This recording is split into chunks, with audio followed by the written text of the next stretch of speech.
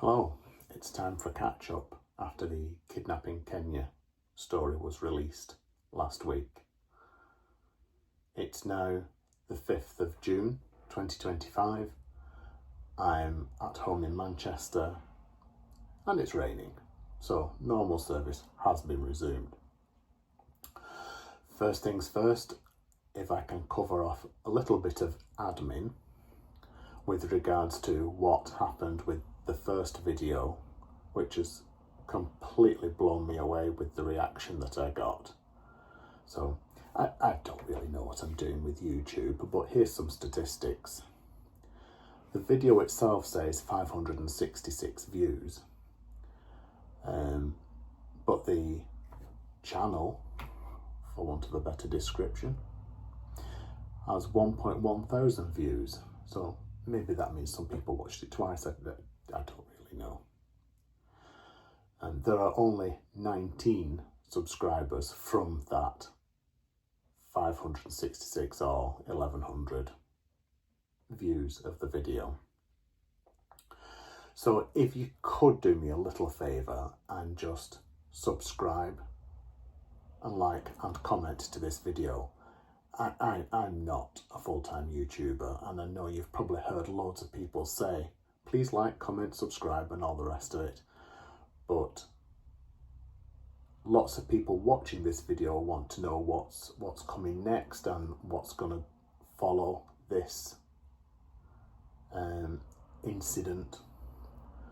So that way, if you subscribe to my channel, I'll post regular updates with what I'm doing next.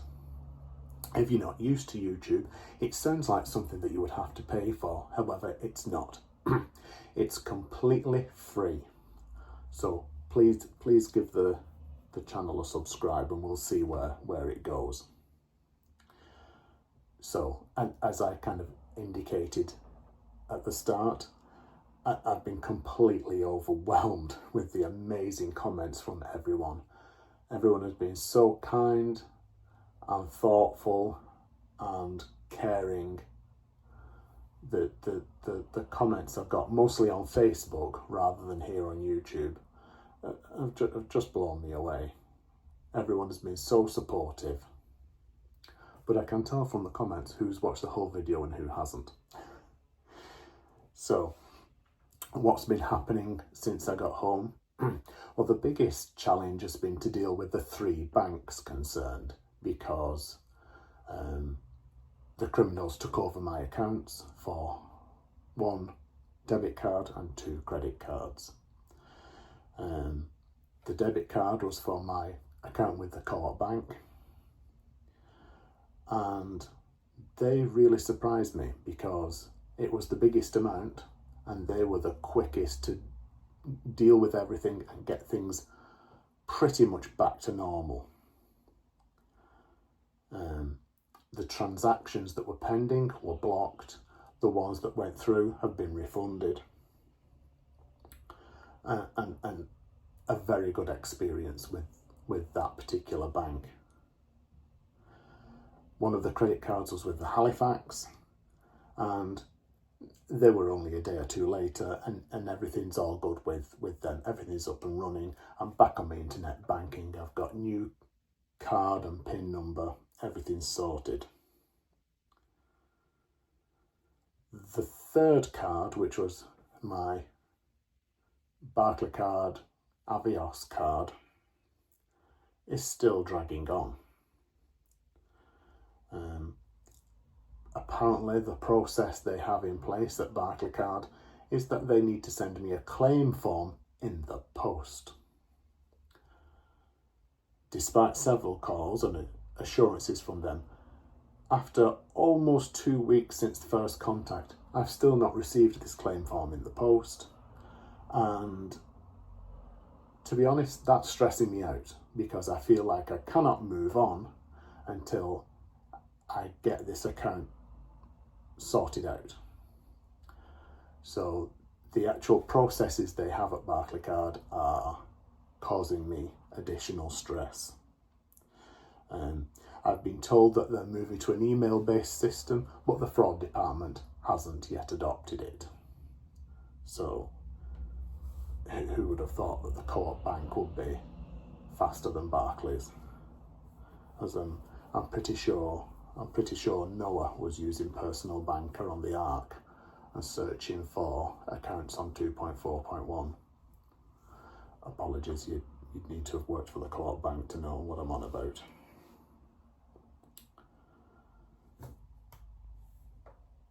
I've just bought a new iPhone. And when I logged into my Apple account for the first time since the day of the incident, I can see the location of my stolen AirPods.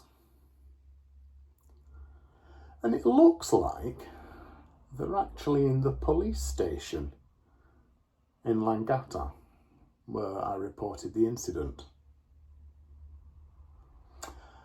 I'm in contact with one of the detectives there via WhatsApp, and I've messaged him a couple of days ago asking if they've retrieved any property. He's not yet replied. So I don't know what's happening there, but hopefully he'll respond in good time. A few people have asked me about future travels, and whilst I'm pretty confident I will never go to Kenya again, of course I will travel again. It's in my blood, it's in my DNA. I just love travelling. It's not just a holiday, as in 2 weeks, put your feet up in the sun. I love all travelling. I love going to hot places, I love going to cold places, I love travelling by air, by sea, by land. So if you do subscribe to my channel on here, I will endeavour to make a video of where I'm going next. But I will be travelling again in the next few days. If there's anything you'd like to ask me about the incident, then please pop it in the comments below, and if I get, 10 or more questions that I can address in a separate video, I'll make a Q&A.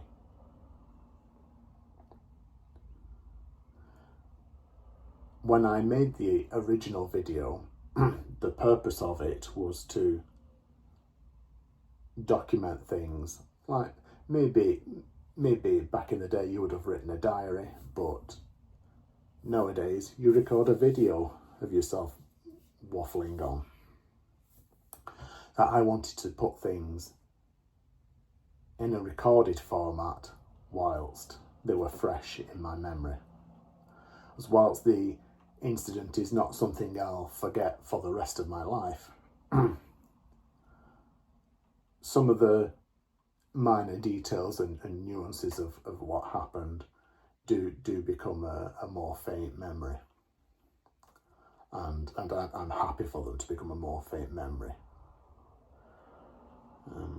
Also, when I made the video, I thought I can share this with people and it will stop me having to explain everything 100, 200 times. Which to a degree it has, but then because people have seen the video, everybody wants to contact me and ask me how I am. So the answer to that is, I'm okay. The physical scars, of which there were few, have recovered, which was some pain and some bruising where I'd been sat and knelt upon.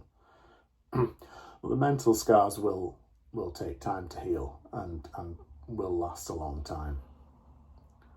And that's something that I will just deal with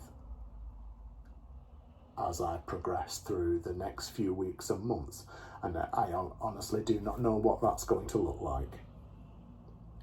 But I feel like there will be some lifelong mental scars, but I'll do my very best to to banish those to the darker recesses of my mind, to enable me to move on with life. Well, thank you for your kind words, love and support, and please stay tuned for what comes next. Thank you for listening. Goodbye.